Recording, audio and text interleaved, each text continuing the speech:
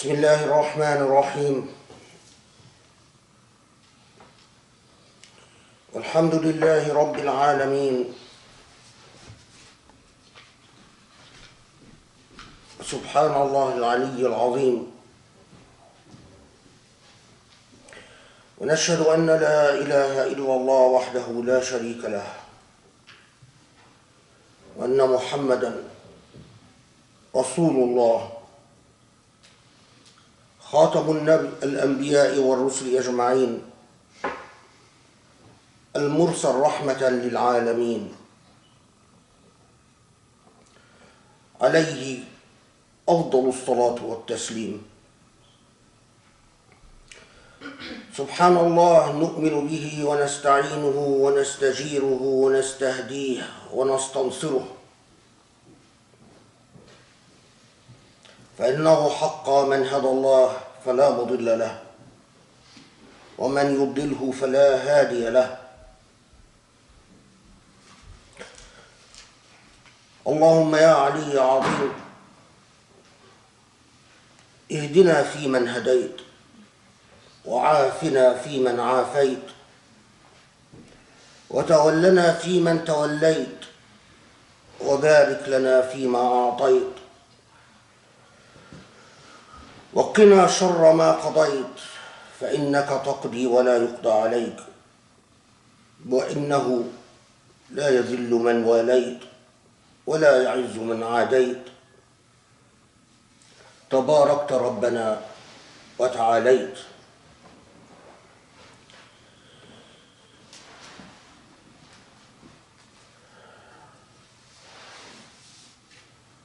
الحمد لله. This Jummah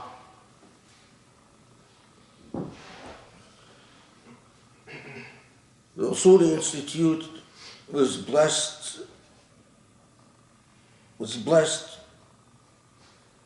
by beautiful people visiting it.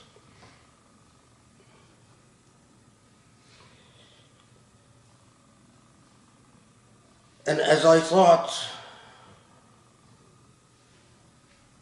of the truly,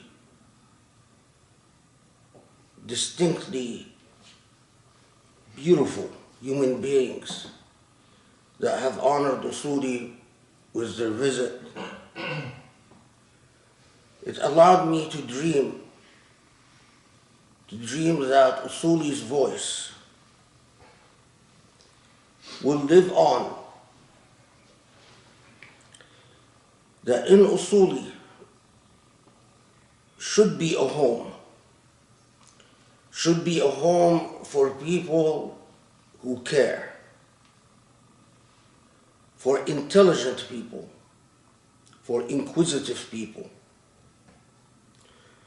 for rational people, for reasonable people, for people who understand that Islam is about living beyond yourself and for other than yourself.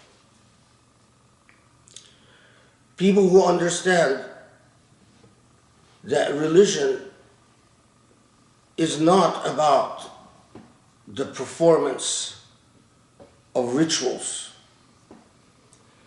that Allahul Ghani, that Allah is beyond all rituals and beyond all performances. But the means to Allah's service is to serve what Allah created. As in the famous hadith that Allah says that Allah is wherever a person is ill, Allah is wherever a person is in need, Allah is wherever a person needs to be vindicated, supported, and upheld. Usuli should be a space for Muslims who care about human dignity, who care that Islam not be associated with backwardness, with despotism, with injustice, with unfairness, with irrationality, with ignorance. Usuli should live on and should be a safe space for all those Muslims who care and who understand that Allah works through Allah's creation. That we should not expect miracles to uphold our faith. There are no miracles that will transform our faith into something that the world will look up to, that it entirely depends on us as human agents who take on the covenant with Allah subhanahu wa ta'ala to live as true Muslims. Hardly a week passes without being reminded that Usuli's voice is critical. Is critical if Muslims are going to have a voice in a world that gravitates towards irrationality, intolerance, racism, classism, oppression, a world that has lost its moral anchor. Usuli should be a space for those who think that the world's moral anchor must be inspired by Islam and must be navigated and influenced and in many ways shaped by Muslims as the bearers of the covenant with Allah subhanahu wa ta'ala.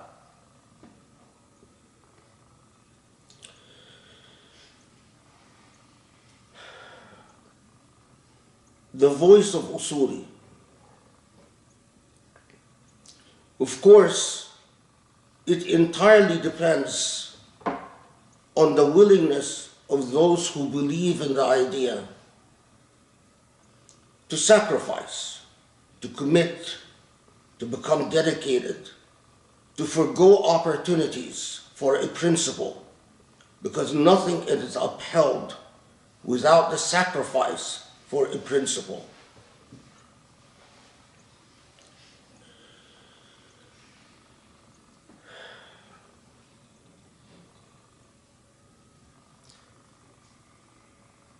As happy as I felt about being honored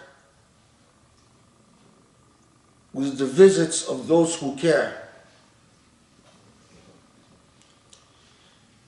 every week reminds me that the obligation upon us as Muslims is heavy. Just very recently, we see transformations and momentums in our world that always pose the question, what is the Muslim voice? Where is the Muslim voice? What is the nature of the Muslim voice? Recently, the governor of North Dakota signed a rather curious bill into law. North Dakota is following in the footsteps of Texas, that passed perhaps a more sophisticated version of the same law. But fundamentally, both laws achieve the same thing. The law in North Dakota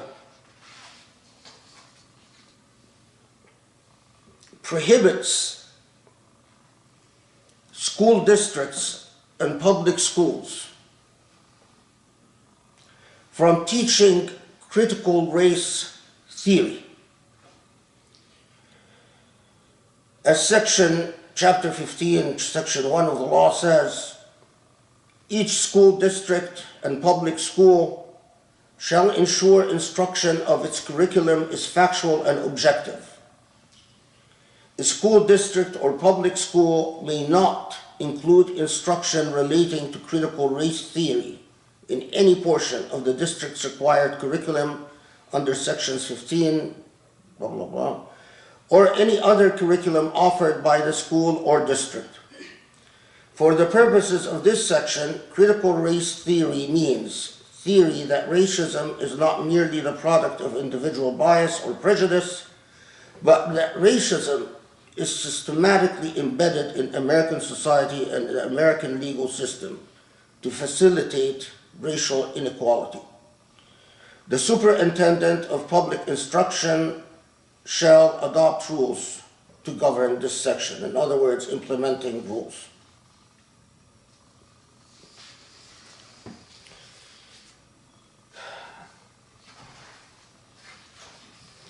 Of course, first is the very principle of censorship. First is the very principle that the state should intervene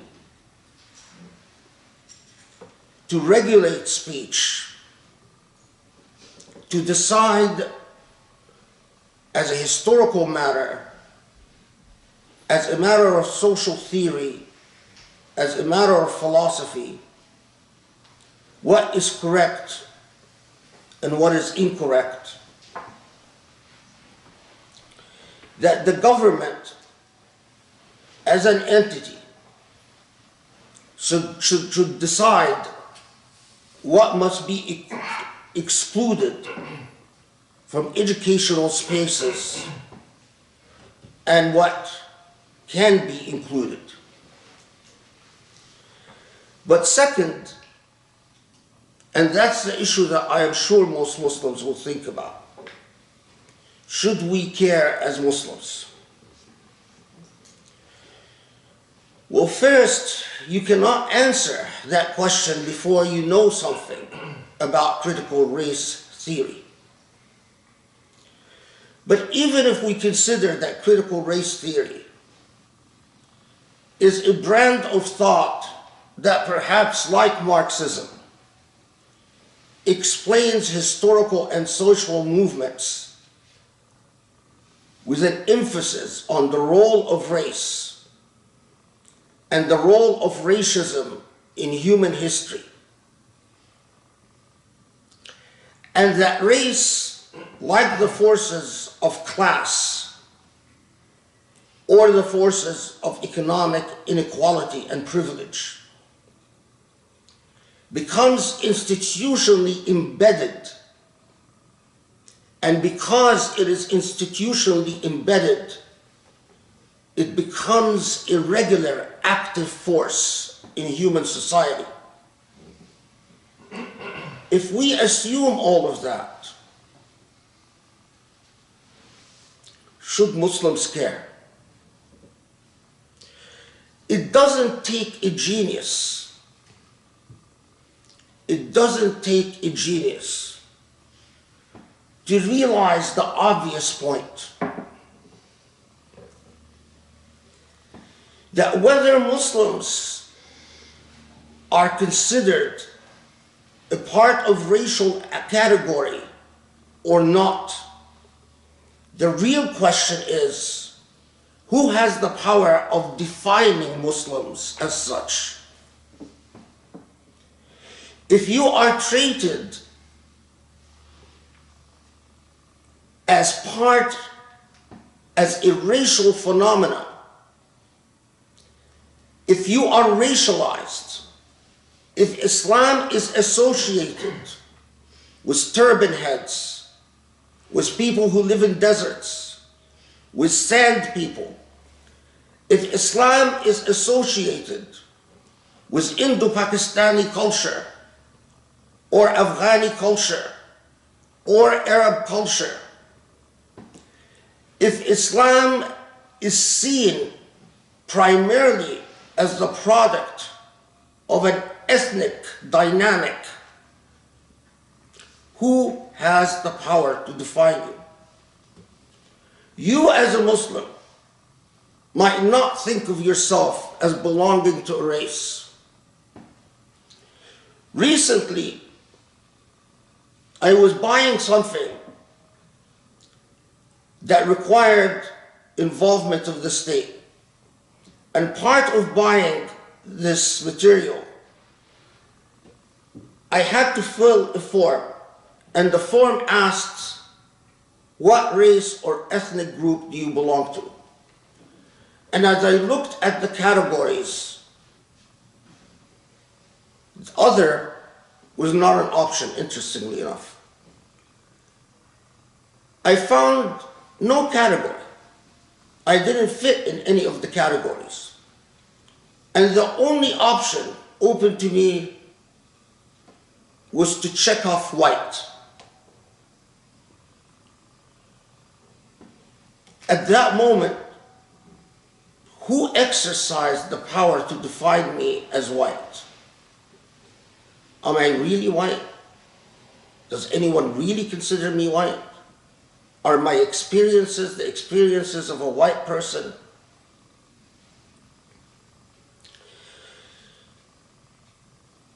So, as a Muslim, you confront a reality that as a minority, you don't hold the power to decide whether you are racialized or not. But a second point, it doesn't take a genius to realize that if states like Texas and North Dakota can ban the instruction of critical race thought, they can also ban any discussion about Sharia. They can ban any perspective about Palestinians. And why stop there? Perhaps a group of especially right-winged electors might ban the discussion of genocide against Uyghurs, might ban particular perspectives about the Crusades and the role of Crusades. Or why stop there? Can ban instruction about the history of colonialism and what colonialism did to indigenous people. An intelligent Muslim would understand the inherent unfairness in a state dictating an intellectual discourse that searches for the truth in history.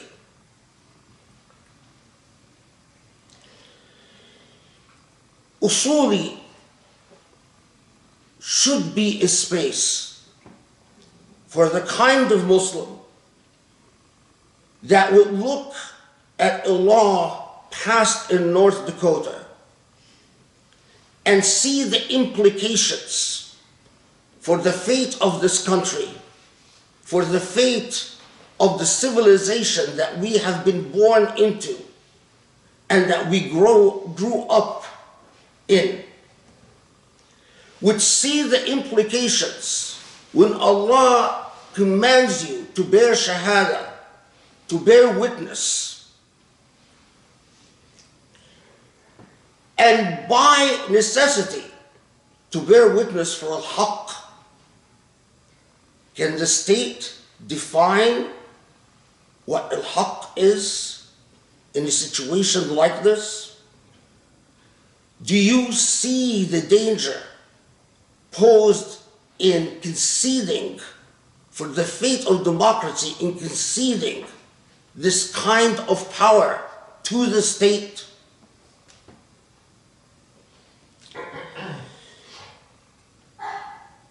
It is absurd, but But we reach a new level of absurdity when you find Muslims who, in all likelihood, never read anything about critical race thought, and yet become committed to the idea that critical race thought is, by definition, unhelpful or flawed or biased. Critical race thought teaches you to pay attention to an element that Islam itself taught us a long time ago, that race should not matter. But indeed, race has always mattered. Indeed, the history of colonialism itself is a racial history. The history of the West's interaction with the rest, including the Muslim world, is in very large part a racial history.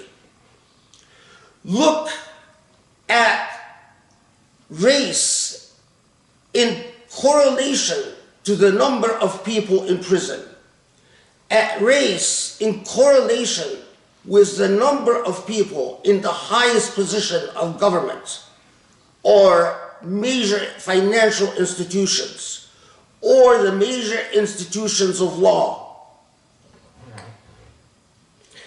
Doesn't it speak volumes that despite the long history of blacks in this country and the percentage of blacks in law schools, in business schools, consistently and without fail, blacks are always grossly underrepresented? To ask the question, why is this a reality, ought not be a crime. The space that I dream of, that Usuli would provide, is for smart, intelligent Muslims who hear the alarm sirens when they learn about a law like the one passed in North Dakota. And people who would see the natural connection between the law in North Dakota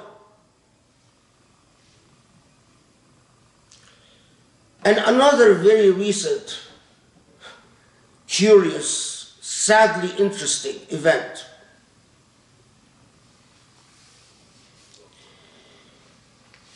Just a month ago,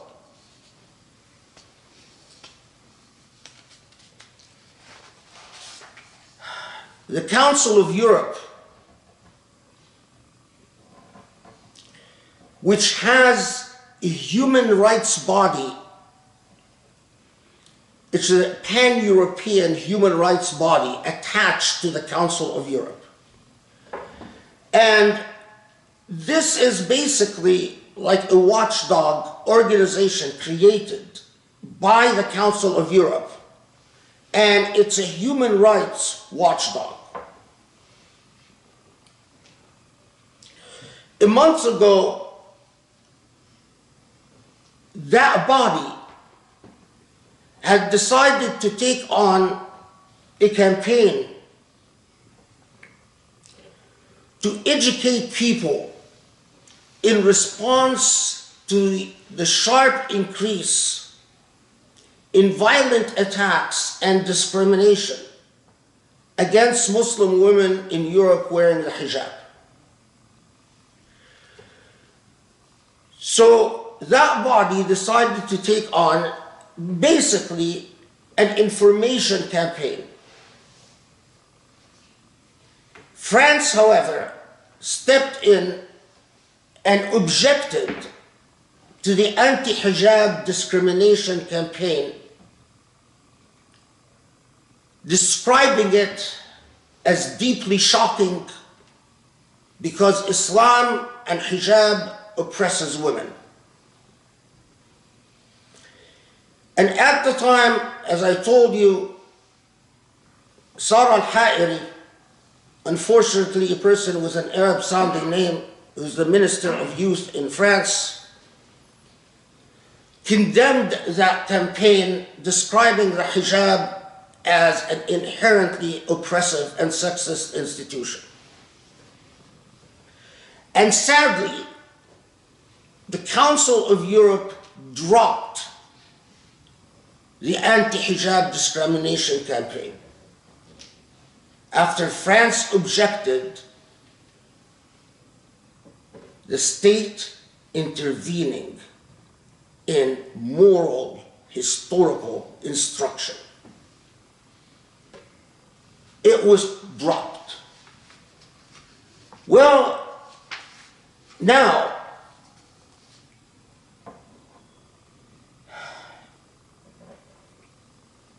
an Islamic coalition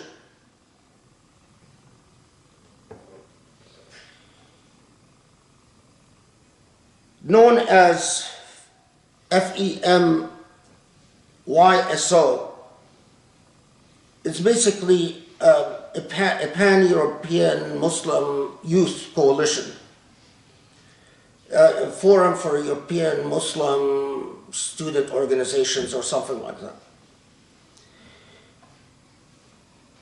created a delegation that met with the European Commissioner for Equality, Helena Dalli. And in this meeting, Muslim representatives discussed with the Commissioner for Equality the alarming rise in Islamophobic attacks across Europe and the alarming rise in discrimination and complaints of discriminatory behavior against Muslims, which every year rises by 100 percentages. In other words, 200%, 300%.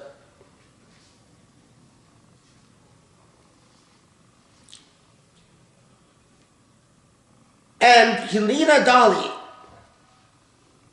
whether she intends to or not, Allahu A'lam, but she at least said encouraging words to these Muslim representatives, assured them that the Commission on Equality in Europe does not approve of the rise of Islamophobia, that the rise of Islamophobia is alarming, etc., etc.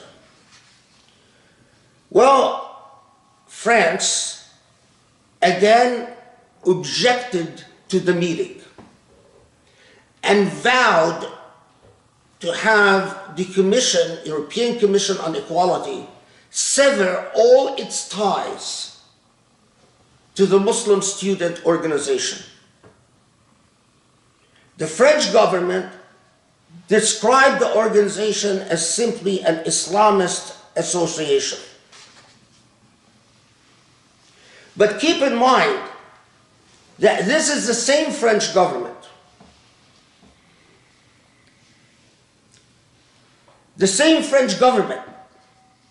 who just last year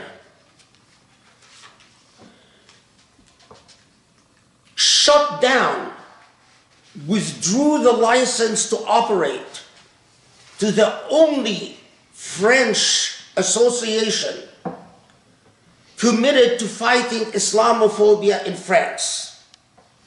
So it has now become illegal to belong to this organization and illegal to donate funds to this organization. It's an organization known as CCIF.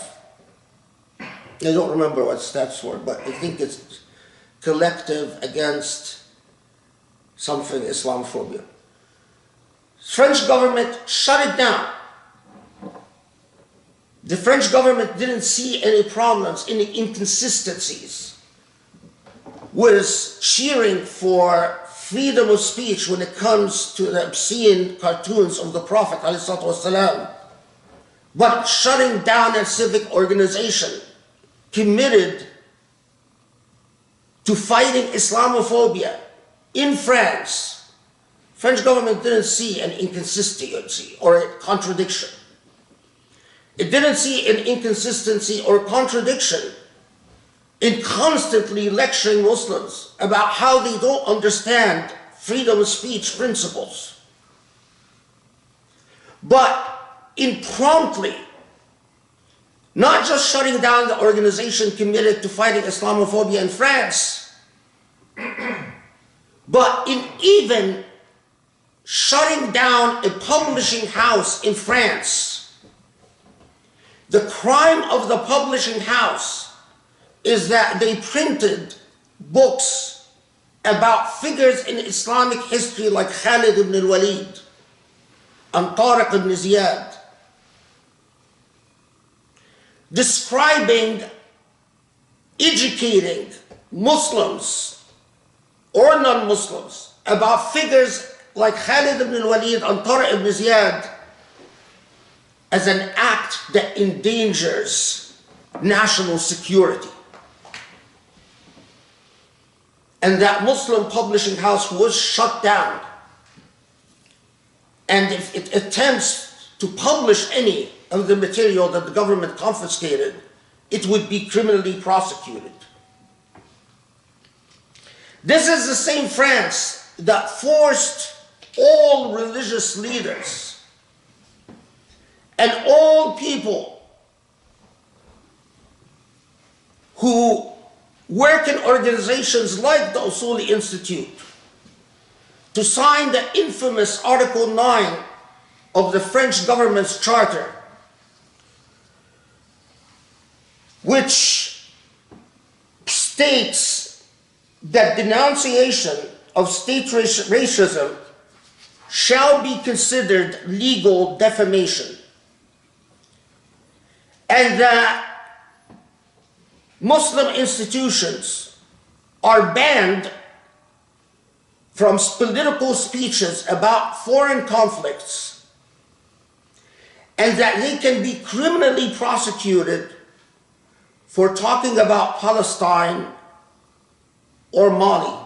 Mali, France has committed horrible, horrendous human rights abuses in Mali, and Muslims, under the threat of criminal prosecution, are banned,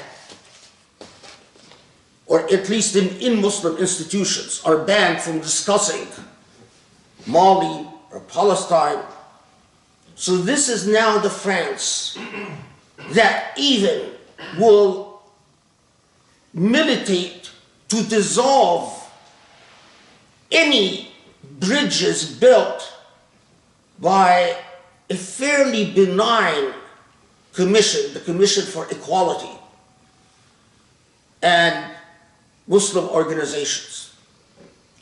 And if you think for a second that what transpires in France is not about race, then you are sadly deluded. You see, race is not about skin color.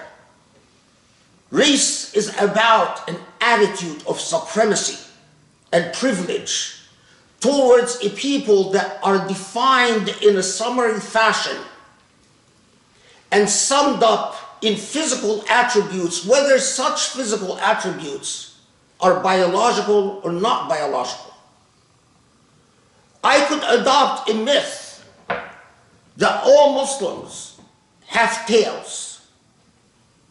If I define Muslims as such, I have racialized Muslims, whether in fact Muslims have tails or not. I can define all Muslims as turban heads, whether any of you wear a turban or not. I have racialized Muslims. I can define Muslims as people of the sand, or the offensive expression, sand niggers. I can portray Muslims constantly producing weird sounding nasal voices in crowded bazaars, incoherently haggling about stuff. Whether any of that is real or not, I have racialized Muslims. And I come back to the Usuli space. I dream that Usuli would provide and be the natural home for people who do not need an explanation to understand the profound implications for the world we live in what France is doing, and the profound implications and the profound, disturbing, scary implications when the Council of Europe drops an entire educational campaign about hijab just because France said drop it. As they would see the profound implications in North Dakota passing a law as it did.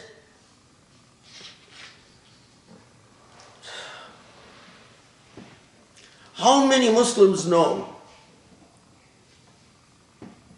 How many Muslims know that a country like Uzbekistan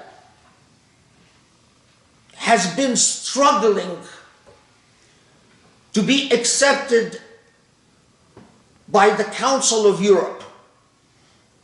That Uzbekistan wants to be considered a European country. But at the same time that Uzbekistan is one of the worst places that discriminates against Muslim religious practice. That if you are a male and you grow your beard for religious reasons, the government forcibly shaves it. That you can go to prison in Uzbekistan for wearing the hijab. You may cover your hair for non-religious reasons, but you cannot cover your hair for Islamic reasons. Europe had placed Uzbekistan in 2017 and 2018 as a country of concern for discriminating against Muslims. Inexplicably, Uzbekistan was removed from that list. So 2019, 2020, 2021, Uzbekistan is no longer condemned by the European Council for discriminating against Muslims.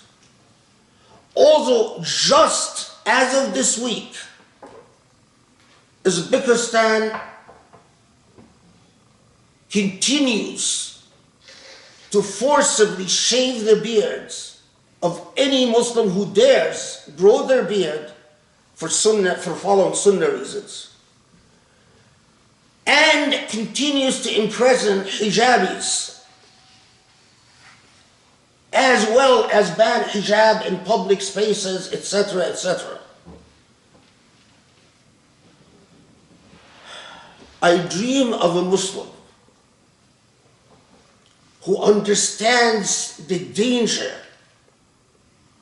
understands the profound implication of a Council of Europe that considers Muslims so dispensable that while Uzbekistan continues to escalate its discrimination against religious Muslims, suddenly the Council of Europe sends the message, we don't care. Coupled with France coupled with North Dakota, coupled with so much of the world, of what we see in the world.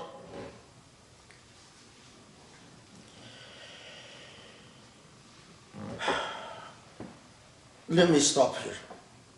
استغفر الله يستجب لكم. بسم الله الرحمن الرحيم.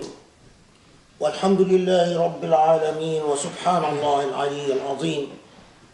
اللهم صل وسلم وبارك على محمد وعلى آله وأصحابه ومن تبعه بإحسان إلى يوم الدين يا رب العالمين.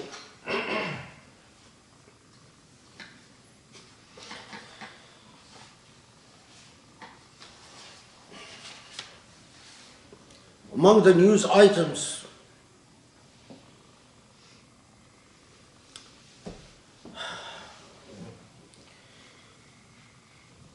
a man by General Ahmed Nasser al-Raisi. Ahmed Nasser al-Raisi is Inspector General in the United Arab Emirates. And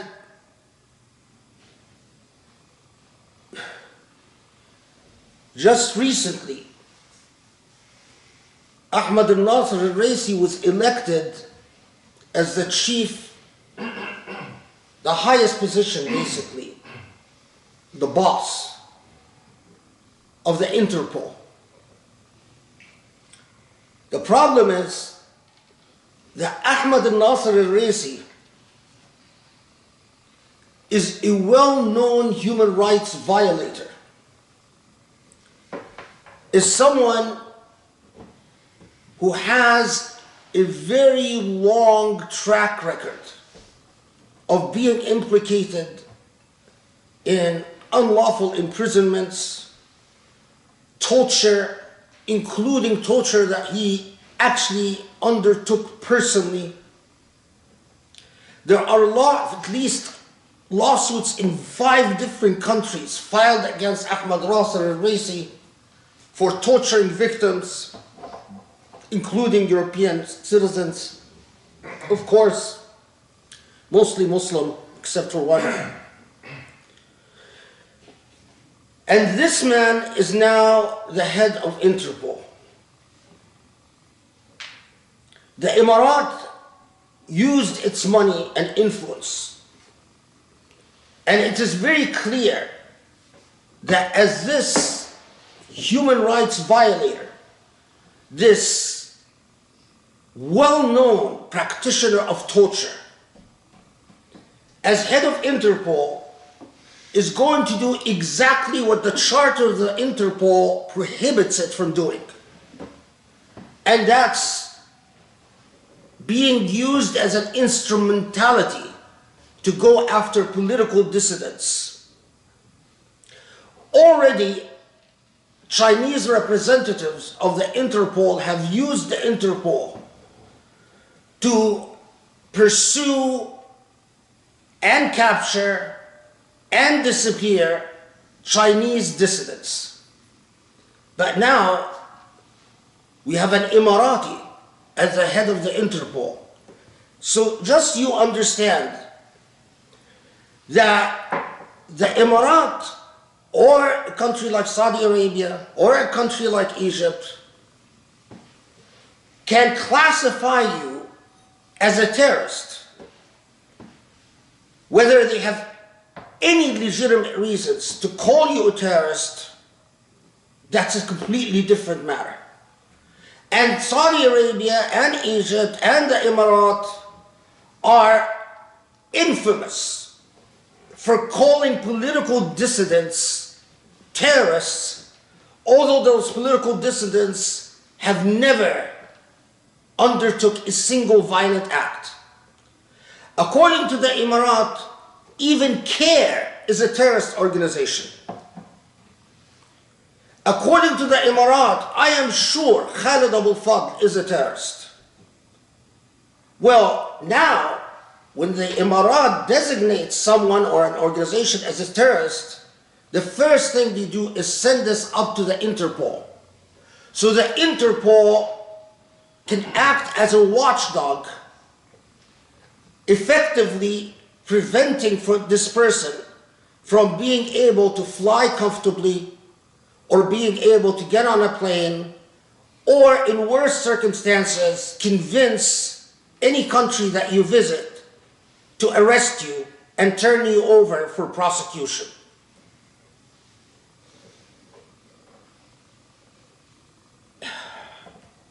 The election of someone like that as the head of Interpol, I see in this another indication of, yes, the extent to which Muslims are racialized and dismissed and deemed to be unworthy of the basic and most fundamental human rights. It is as if those who accepted Emirati pressure and elected this guy, because they know very well that the victims of this man are going to be exclusively Muslim. Why did they deem that good enough for Muslims, acceptable for Muslims? Why did they know that Muslims would be powerless to change that reality? Why did they know that Muslims would be so oblivious that there would be no uproar and no reaction? Why did they know that the vast majority of Muslims wouldn't even know, leave alone care?